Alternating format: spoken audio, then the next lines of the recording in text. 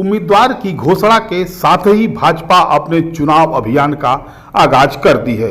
इस क्रम में 12 अप्रैल को पार्टी कार्यालय पर संगठन की ओर से प्रेस कॉन्फ्रेंस बुलाई गई थी। उस मौके पर जिला स्तरीय पदाधिकारियों समेत लगभग सारे वरिष्ठ और जिम्मेदार नेता मौजूद थे। साथ ही पार्टी प्रत्याशी पारस राय भी थे, मगर खास मौजूदगी जम्मू कश्मीर के एलजी मनोज सिन्हा के बेटे अभिनव सिन्हा की रही। खास मैं इसलिए कह रहा हूं कि अभिनव सिन्हा खुद पार्टी टिकट के लिए प्रबल दावेदार माने जा रहे थे। बावजूद अपनी यह दावेदारी खारिज होने का न तो अभिनव सिन्हा को मलाल है और न वह मायूस ही हैं, बल्कि वह भाजपा की जीत की उम्मीद से लवरेज हैं। उस मौके पर अभिनव सिन्हा मीडिया कर्मियों के तीखे सवालों का पूरे संयम से जवाब दिए, यहां तक बताए कि कैसे जीतेगी। गीता के एक श्लोक को उद्धृत करते हुए इस चुनावी लड़ाई को वह धर्म और अधर्म की लड़ाई के रूप में परिभाषित किए। आप खुद ही सुन लें कि अभिनव सिन्हा क्या बोले।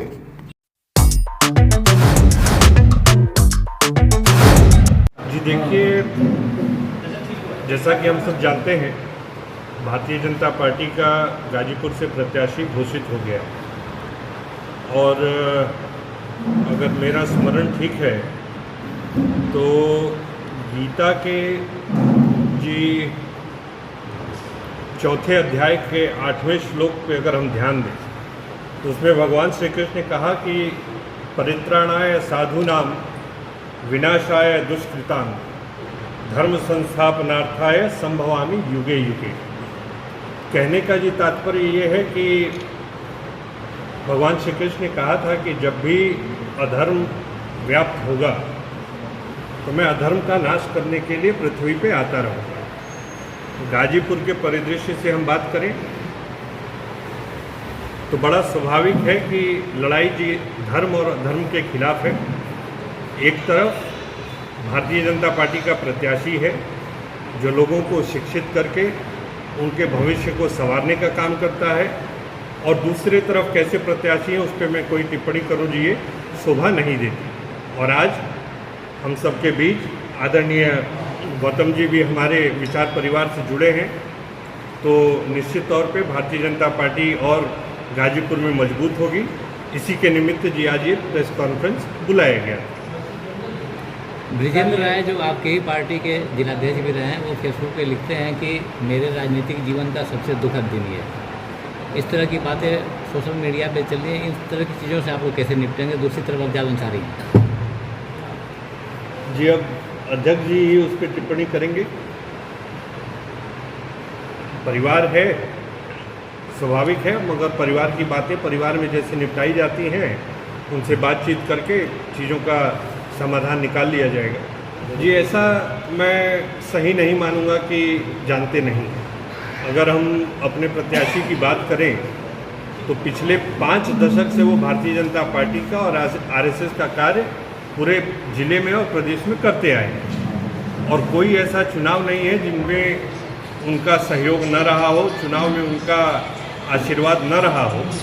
अब बात बनाने के लिए जो कोई कुछ भी कह दे, मगर भारतीय जनता पार्टी एक काडर बेस्ड पार्टी है और हमारा शीर्ष नेतृत्व इन विषयों पे गहन चर्चा करता है, और गहन चर्चा करने के बाद उनको जो सही समझ में आया गाजीपुर के भविष्य के लिए, गाजीपुर के विकास के लिए, वो पार्टी ने निर्णय लिया। और पार्टी के तमाम सिपाही भारतीय जनता पार्टी का एक बार दोबारा से 2024 में कमल खिलाने का काम गाजीपुर से लोकसभा प्रत्याशी का टिकट कटने पर कैसा लगा?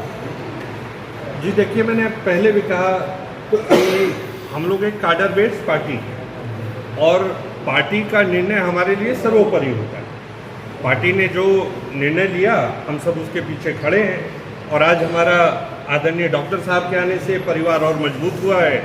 मैं बड़े विश्वास से कह सकता हूं कि 2024 में एक बार फिर से कमल का फूल गाजीपुर से खिलेगा, और जो विकास की गति हमने 2014 से 2019 के बीच में देखी थी वो पुनः नरेंद्र मोदी जी के नेतृत्व में, महाराज योगी आदित्यनाथ जी के नेतृत्व में गाजीपुर में विकास की गंगा बहेगी, और जो विकास कार्य ठप पड़ गए थे गाजीपुर, वो एक बार फिर से मोदी जी के प्रधानमंत्री बनने के बाद गाजीपुर में हम देखेंगे अनवरत और सतत विकास कार्य होते रहेंगे।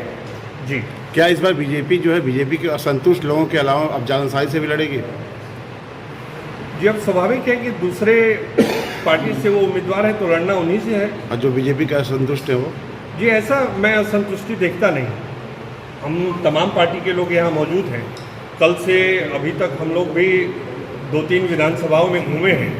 स्वाभाविक है कि एक परिवार में भी हम देखते हैं वैसा कि कोई बड़ा नया दायित्व संभालता है तो कुछ लोगों में थोड़ी बहुत रस्साकसी होती है।